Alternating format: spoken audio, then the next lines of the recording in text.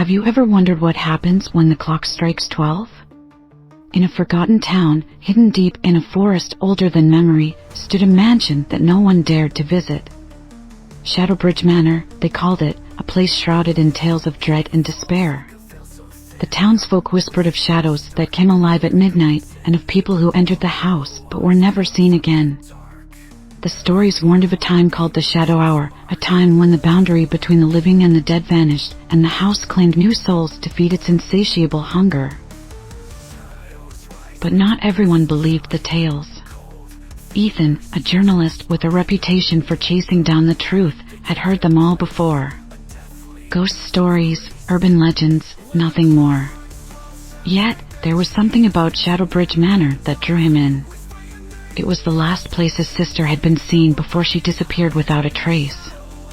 She had been obsessed with the paranormal, convinced that the manor held the key to proving the existence of the supernatural.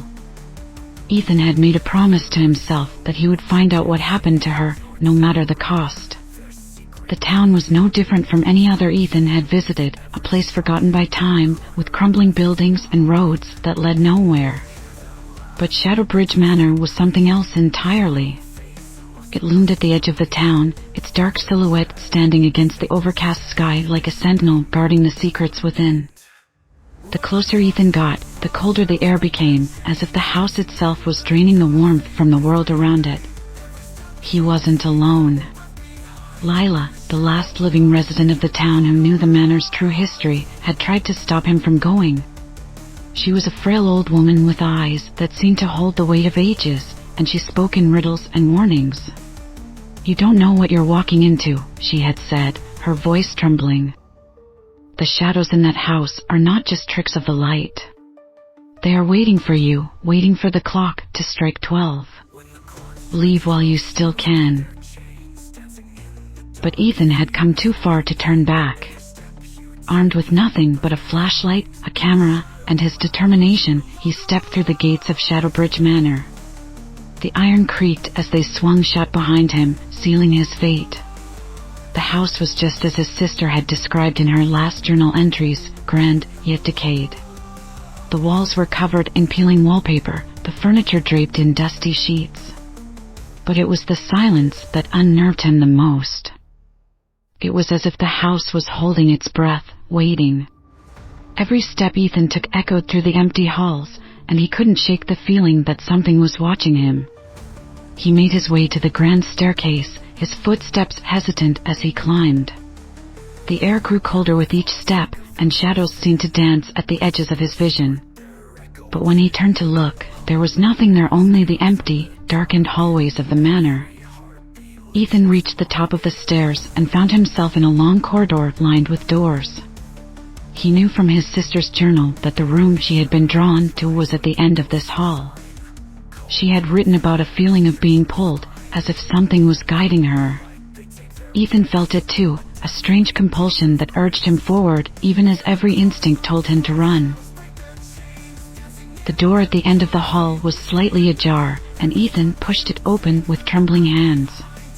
The room beyond was a study, filled with old books and strange artifacts. But it was the large, ornate clock on the wall that drew his attention. It was the only thing in the room that seemed untouched by time, its hands frozen at 5 minutes to midnight. As he approached the clock, a chill ran down his spine. The shadows in the room seemed to grow thicker, darker. Ethan reached out to touch the clock's face, and as his fingers brushed against the cold glass, the clock began to tick. Tick-tock, tick-tock. Ethan stumbled back, his heart pounding in his chest. The clock's hands were moving, slowly, steadily, toward midnight. He tried to leave the room, but the door slammed shut with a deafening bang. The shadows in the room began to writhe, taking on forms, human forms. They rose from the floor, their eyes hollow, their mouths twisted into grotesque smiles. They were doppelgangers, twisted reflections of himself, each one more distorted than the last. They moved closer, their voices echoing in the room, taunting him with his own thoughts, his own fears. Ethan backed away, only to find himself pressed against the wall, the clock ticking louder, faster. Tick-tock, tick-tock. The hands of the clock reached midnight, and the shadows lunged at him. Ethan tried to fight them off, but they were too strong, too many.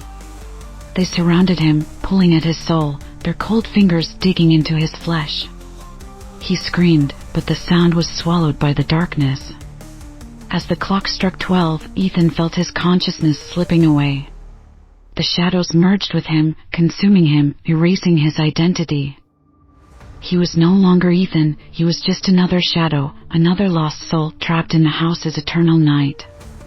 Outside, Lila stood in the cold, watching the manor from a distance.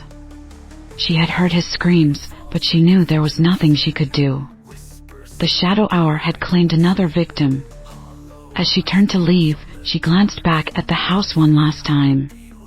In the window, she saw a new shadow, one that hadn't been there before, watching her with hollow eyes. The house was still hungry, and it would not rest until it was fed again. Would you dare to enter?